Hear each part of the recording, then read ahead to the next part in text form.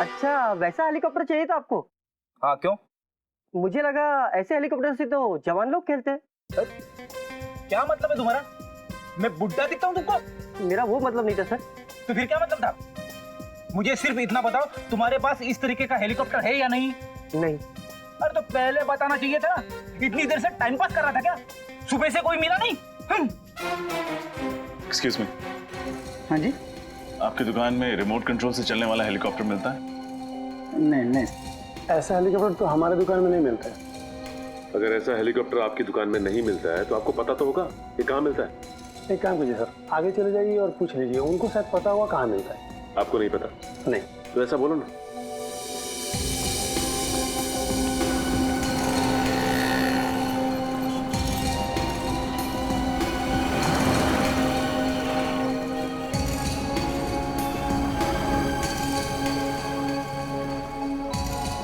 उस तरफ से नहीं मिला भाई, उस तरफ भी कुछ नहीं। क्या फ्रेंड, तुम्हारा चेहरा लाल क्यों? कुछ नहीं सर, कुछ भी नहीं मिला। उधर एक दुकान है, चल के पूछना।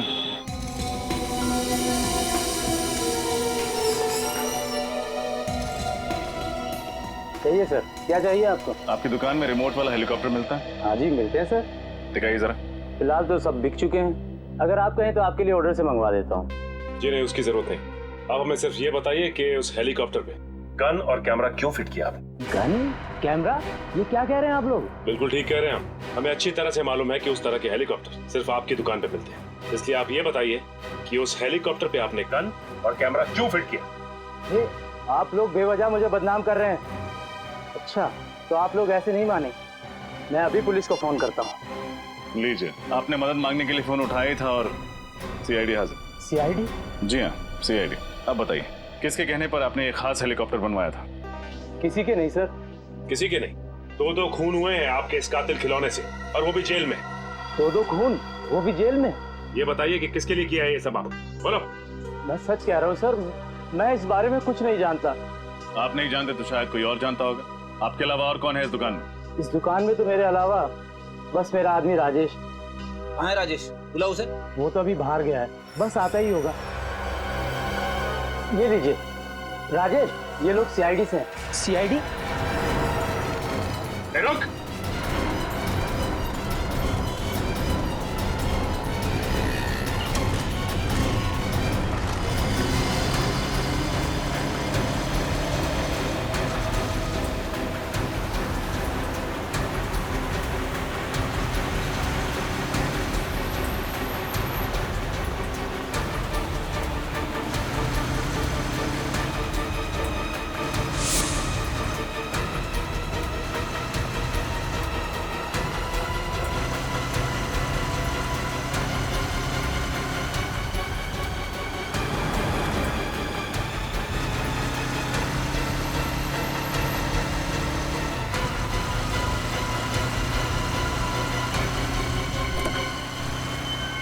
तेरी तो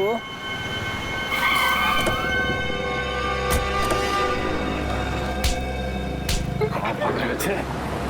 अगर हेलीकॉप्टर में भागते तो शायद बच भी जाते, लेकिन अफसोस।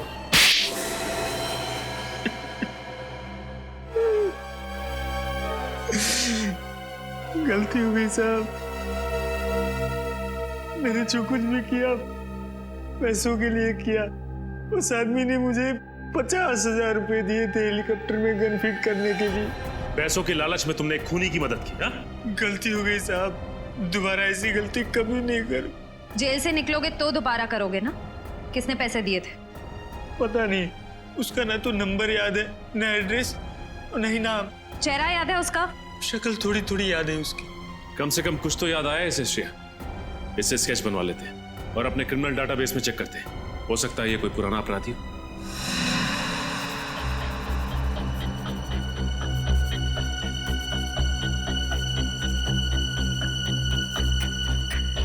आंख सर थोड़ी सी छोटी और थोड़ी सी लंबी।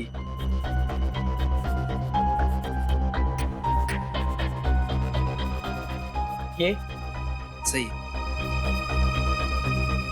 होठ बिल्कुल सही, ऐसा है। और बाल सर? बाल बाल छोटे छोटे थोड़े से और सुनहले सुनहले कलर का। हाँ सर, स्केच रेडी है।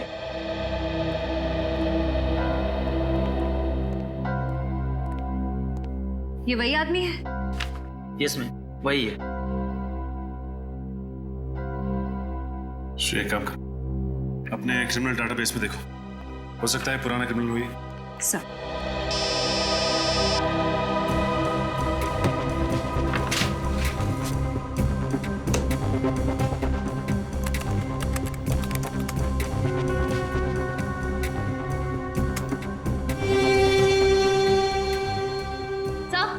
सर, ये जगन नाम का पुराना मुजरिम है सर। ठीक है, मैं बाद में फोन करता हूँ। सर चोरी चकारी के जुर्म में कई बार जेल की चक्की भी पीस चुका है। छोटा मोटा चोरी करने वाला ये खूनी कब से बन गया? सर पिछले 6 महीने से उसी वसंत वज्र जेल में था, जहाँ पर विक्की और चंदन भी थे। इसका मतलब ये तीनों आपस में जरूर मिले होंगे और तीनों का कोई ना कोई कनेक्शन है। ये क्या, हफ्ते भर पहले ये जेल से छूटा है और जेल से छूटते ही सीधा हेलीकॉप्टर बनवाने पहुंच गया। लेकिन सर जेल से छूटने के बाद ये फंक्शन के दौरान जेल के अंदर घुसा कैसे? किसी ने इसे देखा कैसे नहीं? हो सकता है श्रेया कि ये खुद ना गया हो और विक्की और चंदन को मारने में इसकी मदद की हो किसी ने। अपने खबरियों को काम पे लगा दो, पता करो कि ये जगन है कहाँ पे। देखो रिंकू, अगर तुम्हारी खबर गलत निकली ना तो सोच। क्या साहब, रिंकू की खबर आज तक गलत निकली है? जो अब निकलेगी, जिस कबूतर की आपको तलाश है उससे यहीं पे घोंसला बना रखा है, यही है उसका घर। ये है जगन का ठिकाना। ठीक है रिंकू, ये रखो तुम अपने पास।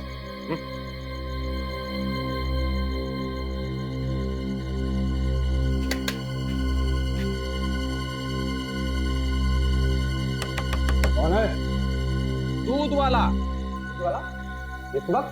ओए, ये कोई दूध देने का टाइम है क्या? भैंस का जब मन करता है ना तभी वो दूध देती है।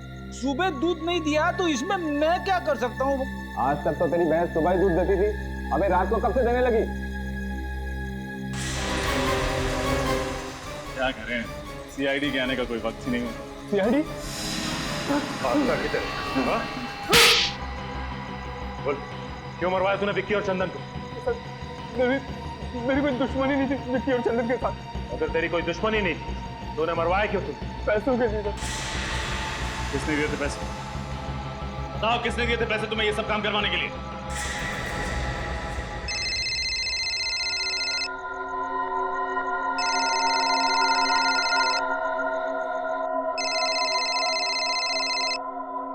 हेलो, मैं जगन बोल रहा हूँ।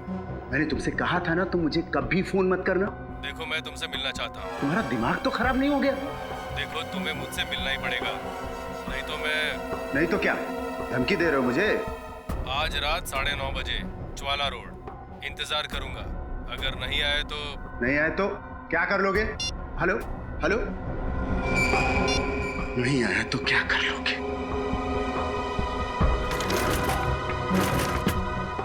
आज तुमसे मिलकर तुम्हारा हिसाब किताब चुकता करना ही पड़ेगा।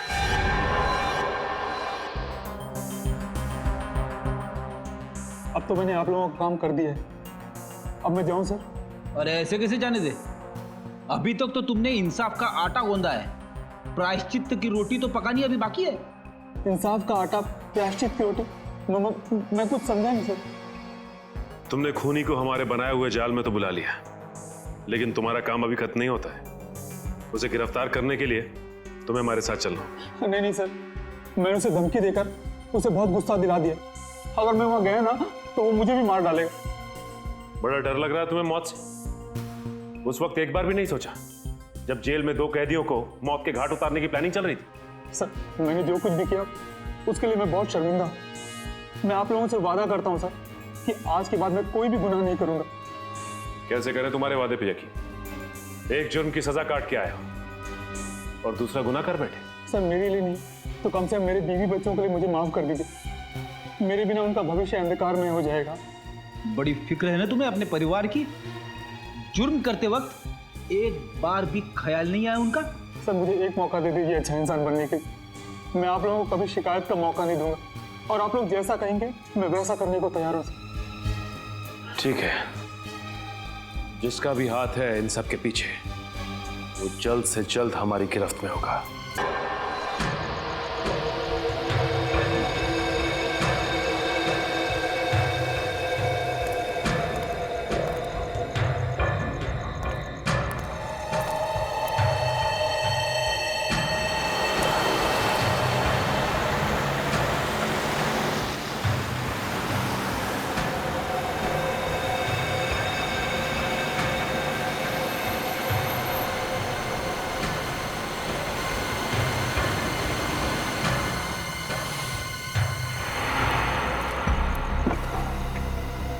अच्छा हो जो तुम्हारे, मुझे सीआईडी की धमकी देने की तुम्हारी हिम्मत कैसे हुई? देखो सीआईडी तुम्हारी वजह से मेरे पीछे पड़ी है, अब तुम्हारा फर्ज बनता है कि तुम मुझे सीआईडी से बचाओ।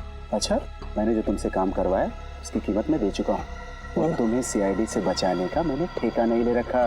देखो मुझे फांसी पे नहीं चढ़ना, तुम्हें सीआईडी से बताना ही होगा कि असली गुनहगार तुम हो, समझे ना? अच्छा, मुझे लगता है तू ऐसे नहीं मानेगा। रुक, तेरा तो एक ही इलाज है।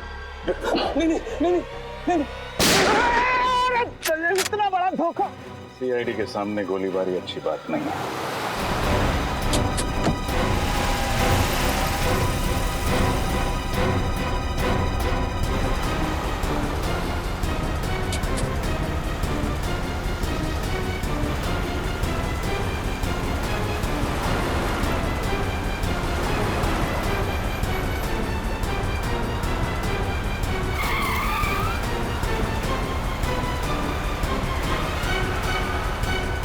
इस तरह से गाड़ी चला रहा है, कहीं किसी को नुकसान ना पहुंचा दे।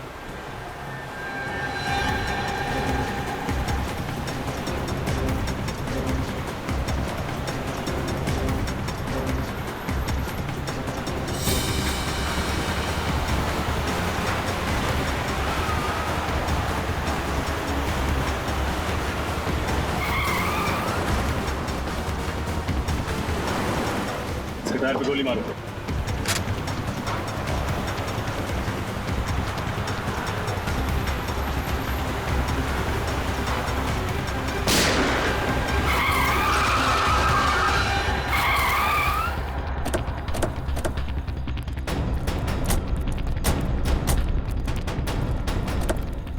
विजय बाबू, खेल खत्म तुम्हारा। जाने दो मुझे, चल जाने दे। जाने दे। शर्म आनी चाहिए तुम्हें, कानून की सेवा करते और दो कैदियों का खून का डाला।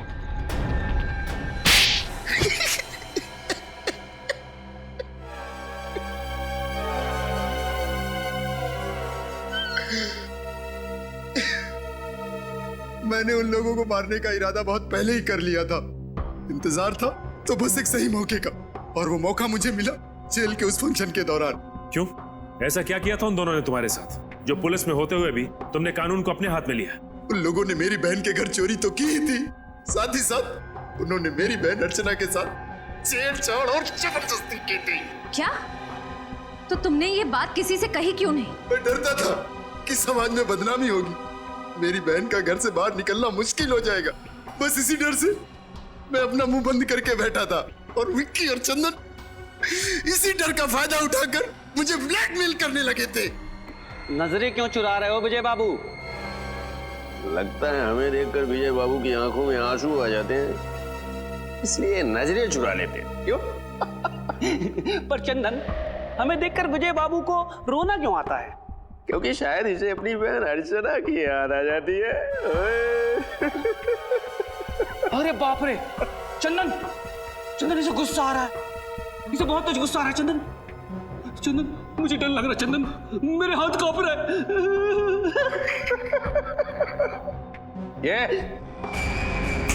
अगले हफ्ते तक 20,000 रुपए मिल जाने चाहिए हमें, वरना तेरी बहन अर्चना की दुखद कहानी ना बहुत जल्दी पूरे शहर की जुबान पे होगी बेटा, समझा? और आंखें मत घूर, न दिखा। चल काम कर अपना।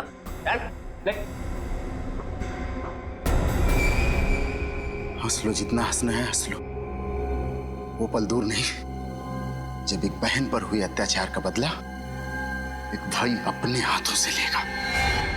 अभी बताइए सर, हर पल अपमान का घूंट पीकर जिंदगी गुजारना आसान नहीं है। माना तुम्हारी बहन के साथ जो हुआ गलत हुआ, पर ये सोचकर चुप बैठ जाना कि बदनामी होगी, ये बहुत ही गलत और पिछड़ी हुई सोच है। और औरतों पे जुर्म बढ़ने का यह भी एक कारण है। औरतें बदनामी के डर से कानून का दरवाजा नहीं खटखटाती, और चंदन और विक्की जैसे लोगों के हौसले और भी बढ़ जाते हैं। आप शायद ठीक कह रहे हैं, पर अपनी बहन को और दर्द में देखने की हिम्मत नहीं थी मुझ में। इसीलिए उन लोगों को सजा देने का जिम्मा मैंने अपने कांधों पर उठाया और जगन की मदद से हेलीकॉप्टर में गन लगवाई, और उस गन की मदद से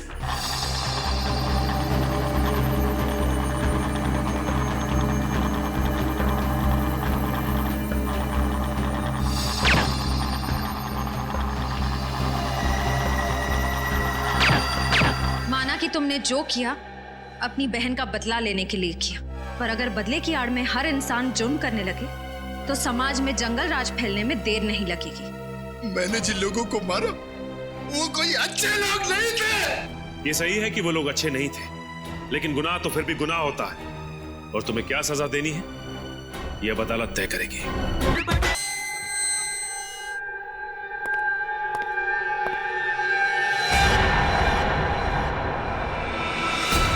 ये क्या बोली?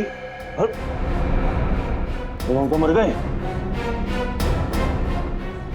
ये कैसा हुआ?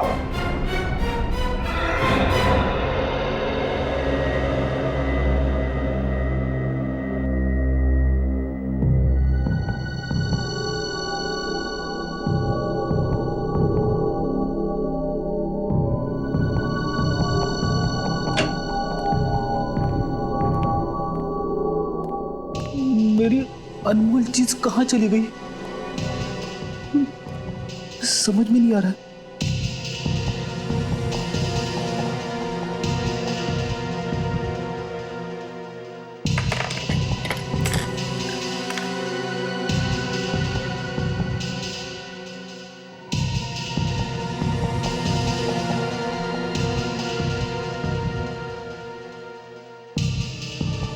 एसीपी साहब का डेस्क चेक करूं क्या? अरे नहीं, अगर उन्हें पता चल गया तो वो मुझ पे बहुत गुस्सा हो जाएंगे।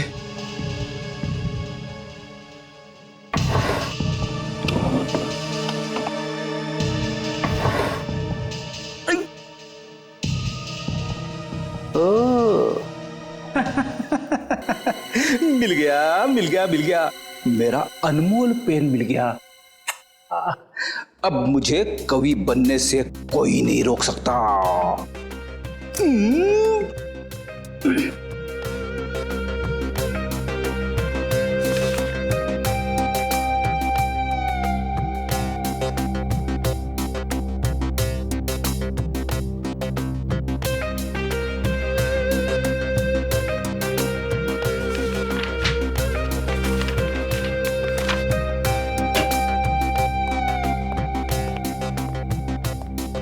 क्या बात है फ्रेडी?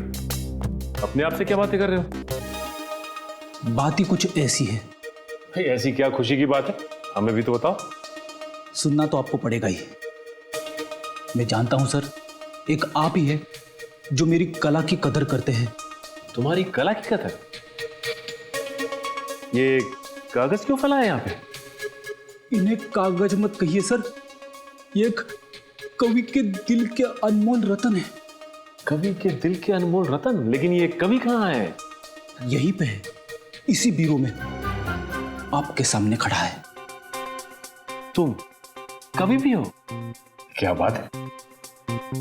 मैंने ऐसी ऐसी कविताएं लिखी है सर, जिन्हें सुन के आपका दिल पसीज जाएगा, आपकी आंखों में से आंसू बहने लगेंगे। तो क्या बात है, सुनाओ। सुनाऊं?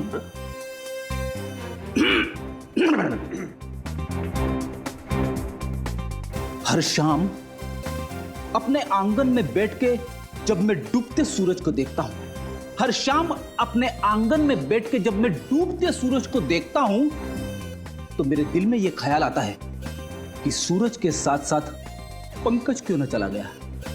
पंकज? तो तुमने पंकज पे कविता लिख डाली? बहुत याद आ रही है पंकज की? हाँ सर, पंकज की बहुत याद आ रही है। वैसे मैंने एक और कविता लिखी है। एक और? अभिजीत सर और तारिका के ऊपर। ठीक है, ये भी सुना दो। अभिजीत सर को पसंद है फॉरेंसिक लैब में जाना। अभिजीत सर को पसंद है फॉरेंसिक लैब में जाना। डॉक्टर तारिका से पूछते हैं वो केस का ताना बाना। जुर्म से जब बात बढ़ती है रिश्तों पे, तो डॉक्टर सालुंके का वहीं पे आ जाना। ये बहुत प्यारी कविता थी, मेरा दिल तो पसीज गया। उससे पहले मेरी आंखों में आंसू आ जाए प्लीज, बस। नहीं, मैंने और 2-4 कविताएं लिखी है। वो तुम दीवारों को सुनाओ। नहीं नहीं,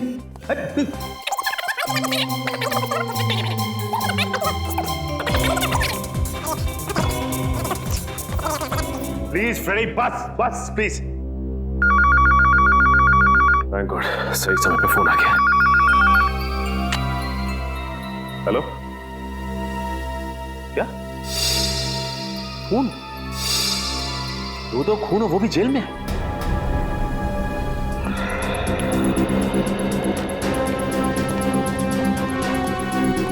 आइए सर, आइए सर।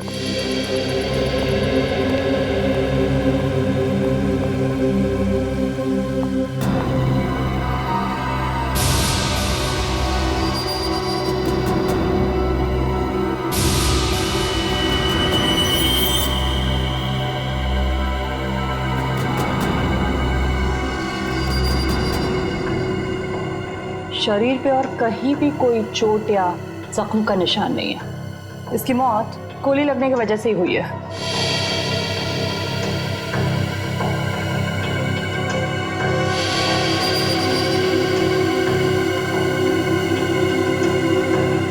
कहीं कोई एग्जिट वुंड भी नहीं है, इसका मतलब गोली शायद शरीर के अंदर ही।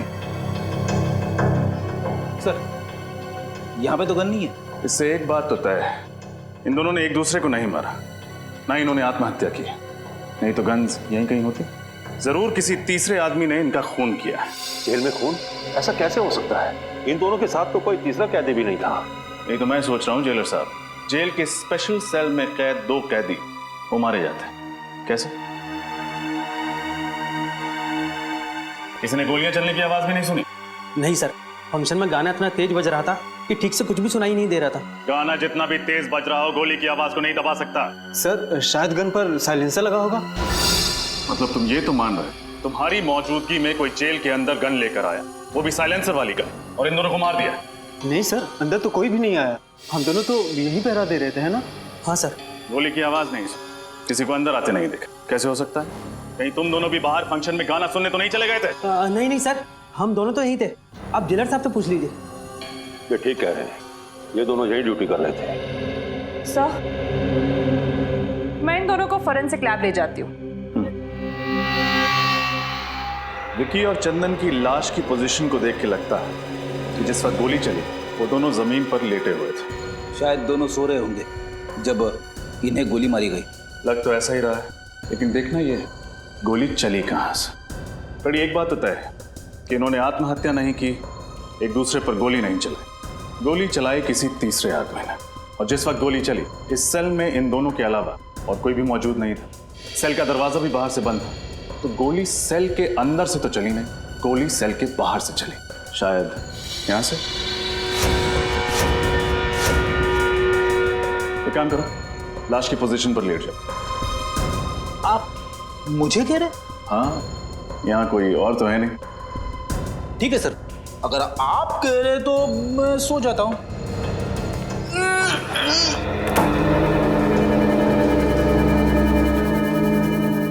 Ready ready? अरे सर, सचमुच गोली मत मार देना। घबराओ मत, बंदूक खाली है। यहाँ से पूरी बंदूक को अंदर घुसाना तो मुश्किल है, बाहर से भी गोली चलाई होगी तो जाके लगेगी सामने वाली दीवार में। इस एंगल से विक्की और चंदन को गोली मारना तो नामुमकिन है। गोली यहाँ से तो नहीं चली होगी। तो फिर गोली कहाँ से चली? हो सकता है वहां से, रोशनदान से। मगर रोशनदान तो काफी ऊंचा है और उस पर नेट लगी हुई है। सो तो है फ्रेडी। एक काम करते हैं, मैं बाहर जाके रोशनदान को चेक करता हूँ, तुम जाके जेलर साहब से मिलो, उनसे विक्की और चंदन के बारे में पूछताछ करो। उठ जाऊं? जेलर साहब बाहर हैं, उठना तो पड़ेगा ही।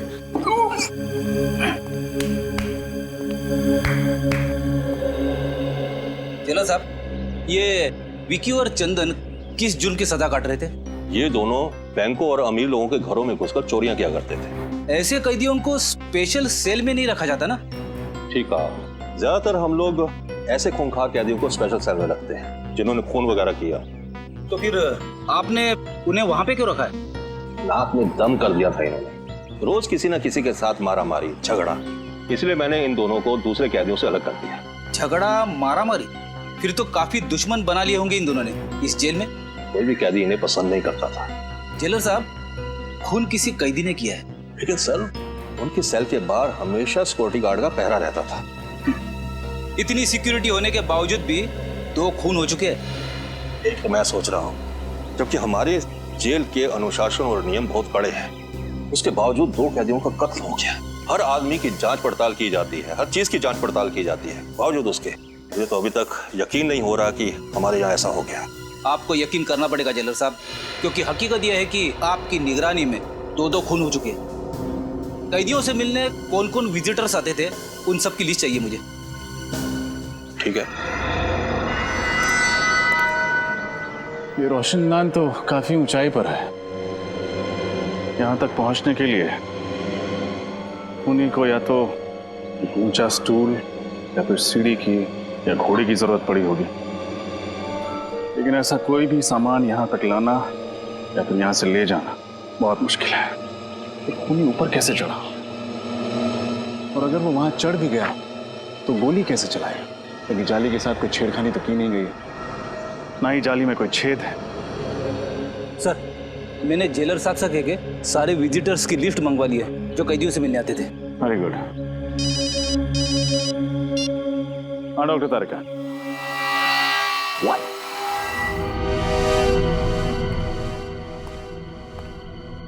क्या तारिका जी, आपने तो मेरा दिमाग ही घुमा दिया। मैं क्या कर सकती हूँ रजत?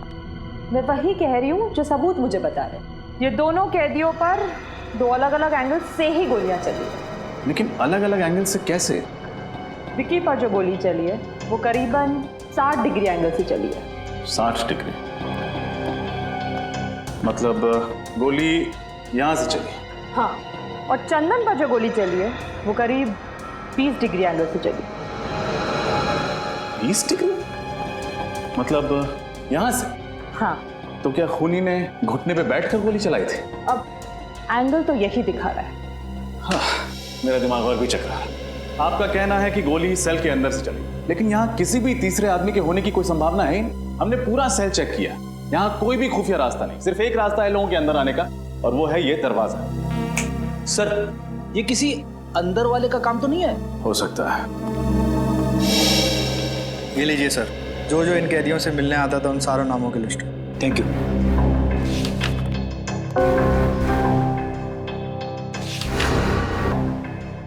ये देखिए सर, जसलोक नाम का एक आदमी है जो पिछले 1 महीने से 2 कैदियों से मिलने हर रोज जेल में आ रहा है। दोनों कैदियों के नाम? मुन्ना और जकोटा। मुन्ना और जकोटा से मिलते हैं। जल्दी आओ। ये मुन्ना है और ये जकोटा। स्पेशल सेल की 7 वाली जेल में रखा गया है इनको। मुन्ना और जकोटा किस जुर्म की सजा काट रहे हैं तुम? लुटेरे हैं तुम। सुनसान हाईवे पर मुसाफिरों को रोककर उनके पैसे गहने वगैरह छीन लेते हैं। पर कभी किसी मुसाफिर का नुकसान नहीं किया साहब। मुसाफिरों को नुकसान नहीं पहुंचा, लेकिन जेल के अंदर 2 खून कर दिए। 2 खून? साहब ये क्या कह रहे हैं आप? किसी का खून करने के बारे में हम कभी सोच भी नहीं सकते। बनो मत। विक्की और चंदन के साथ तुम दोनों का 36 का आंकड़ा था ना? 36 का नहीं, 37 का कहिए। कोई दिन ऐसा नहीं गया जब इन दोनों की उन दोनों के साथ तू मैं ना हुई हूँ। कई बार तो हाथापाई की नौबत आई है। साहब, विक्की और चंदन को तो आपने अलग सेल में बंद कर दिया था, फिर हम उन्हें कैसे मार सकते हैं साहब? मार सकते हैं, जरूर मार सकते हैं, अपने उस साथी की मदद से जो पिछले 1 महीने से हर रोज तुम दोनों से यहाँ मिलने आता। साथी? आप लोग किस साथी की बात कर रहे हैं साहब? जसलोक की बात कर रहे हैं। जसलोक? वो तो वो क्या? जसलोक का नाम सुनते ही तुम दोनों के पसीने के छूटने लगे। आप लोग गलत समझ रहे हैं साहब। हमारा और जसलोक का ऐसा कोई इरादा नहीं था साहब। तो फिर क्या इरादा था? सच सच बता दो, वरना जसलोक से तो सच निकलवा ही लेंगे हम। अब हमें सब सच बता देना चाहिए। ना दो कत्ल का इल्जाम हमारे सर पे आ जाएगा। आपस में खुसुर पुसुर करने से कुछ नहीं होगा। जल्दी बोलो क्या बोलना है। साहब विक्की और चंदन हमारे दुश्मन नहीं दोस्त थे। झूठ, फिर से झूठ। नहीं साहब, हम सच कह रहे हैं साहब। हम चारों जसलोक की मदद से जेल तोड़ के भागने की साजिश कर रहे थे। जेल तोड़कर भागने की साजिश? हाँ साहब, इसीलिए उस दिन हमने जेल में झगड़े का नाटक किया था ताकि आप लोगों को हमारे ऊपर शक ना हो। इतना बड़ा धोखा, इतनी बड़ी साजिश। देखो अगर ये बात गलत निकली ना तो। आप फिक्र मत कीजिए जेलर साहब, जब भी जसलोक हमारे हाथ लगेगा सच तो बाहर आ ही जाएगा। किसी और पर शक है आपको?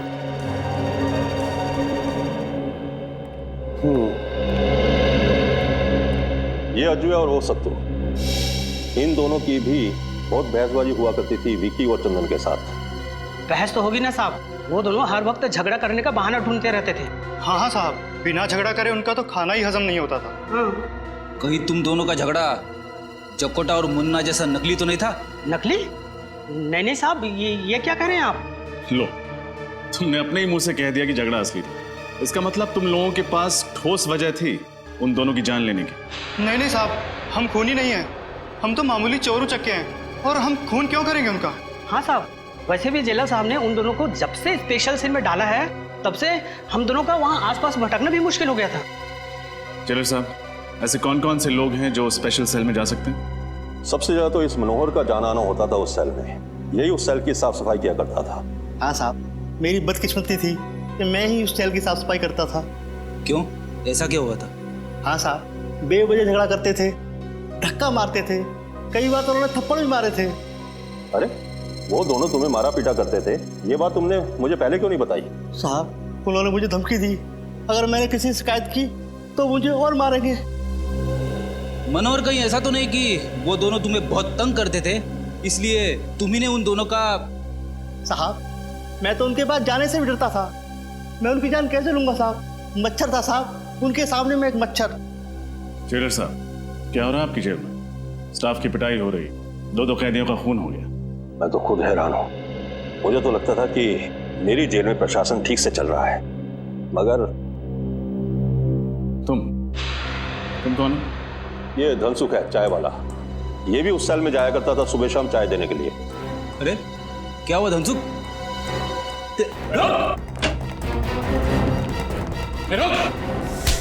मुझे छोड़ दीजिए साहब, मुझे छोड़ दीजिए। क्यों छोड़ दे? मैंने कुछ नहीं किया। कुछ किया नहीं तो बात क्यों रहा था? मैं डर गया था साहब। बेगुनाह लोग डरते नहीं है, समझे? क्या तुम्हारा भी कोई झगड़ा हुआ था उनके साथ? नहीं साहब, मुझसे तो दोनों प्यार से बातें करते थे। आखिरी बार चाय कब देने गए थे उन्हें? यही कोई 7:30-8 बजे के करीब। यानी फंक्शन शुरू होने से पहले? हाँ साहब, पर मैं अंदर नहीं गया। क्यों, अंदर क्यों नहीं गए? साहब, मेरी चाय खत्म हो गई थी, इसलिए मैं बाहर से ही वापस आ गया।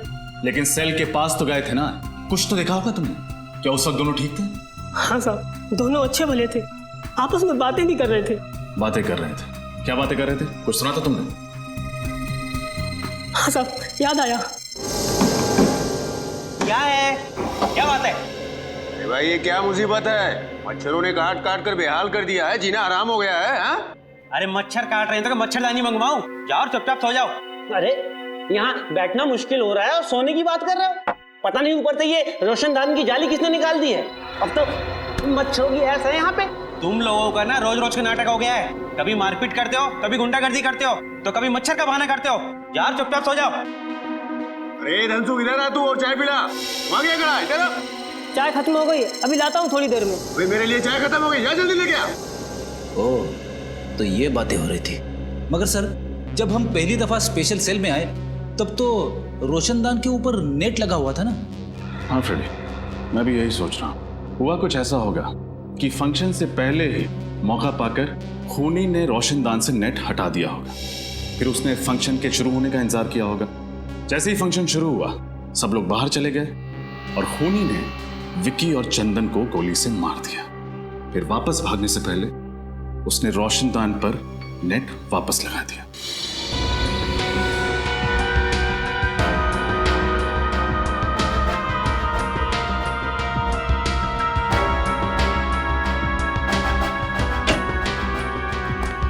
सर, ये रहा जसलोक, बड़ी मुश्किल से हाथ लगा है।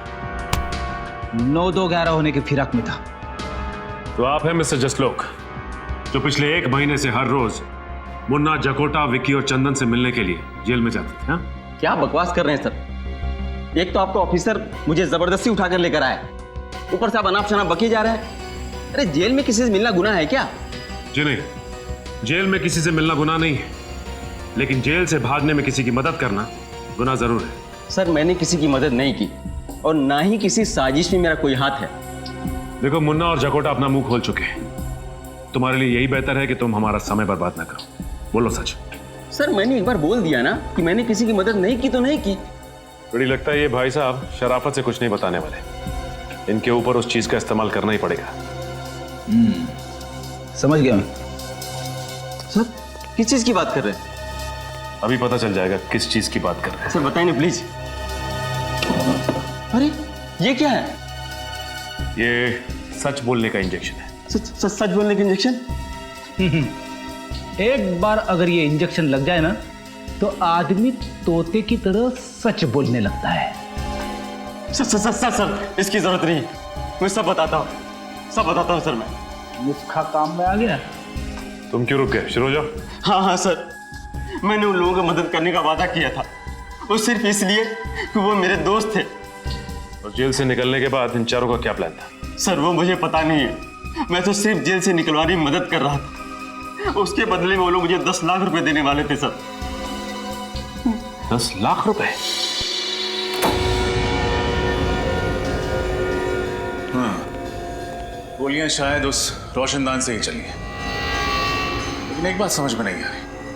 डॉक्टर तारिका ने कहा था कि एक गोली यहां से 60 डिग्री एंगल से चली और दूसरी गोली यहां से 20 डिग्री एंगल से चली। लेकिन अगर दोनों गोलियां एक ही दिशा से उस रोशनदान से आई तो दोनों कैदियों को अलग अलग एंगल से कैसे लगी? सर कहीं हम गलत दिशा में तो नहीं जा रहे?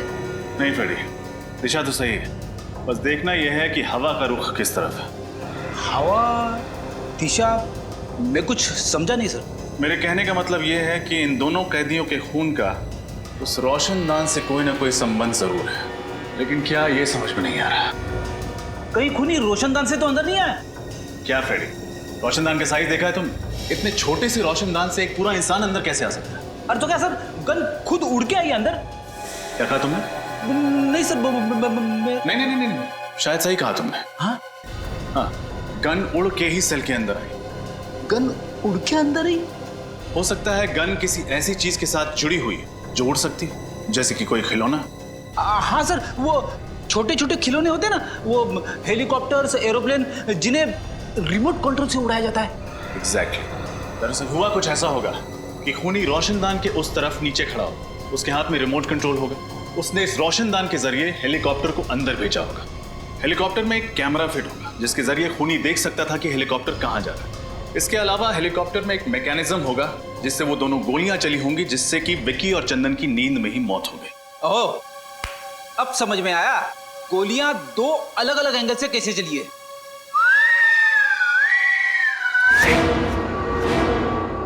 करेक्ट।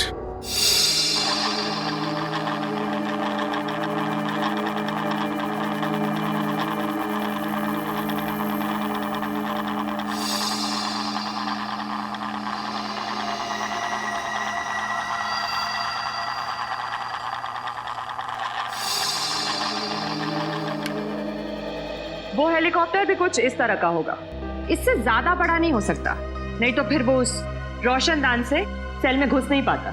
इसका मतलब ये काम किसी अंदर वाले का ही, जिसे ये अच्छी तरह से पता था कि रोशनदान की लंबाई और चौड़ाई कितनी है। हो सकता है ये आदमी कोई जेल का कैदी या फिर जेल का ही कोई आदमी, क्योंकि बाहर का कोई आदमी इतनी प्लानिंग से खून नहीं कर सकता। सर ये मुजरिम भी क्या नए नए तरीके निकालते हैं खून करने के लिए।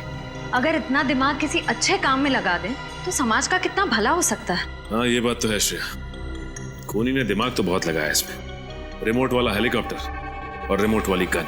और इस तरह का हेलीकॉप्टर बाजार में तो मिलता नहीं होगा, खूनी ने जरूर किसी खास दुकान या कारीगर से बनवाया होगा। श्रेया, शहर में जितनी भी इस तरह की दुकानें हैं जहाँ पे कस्टम मेड चीजें बनती हैं, वहां पता करते हैं।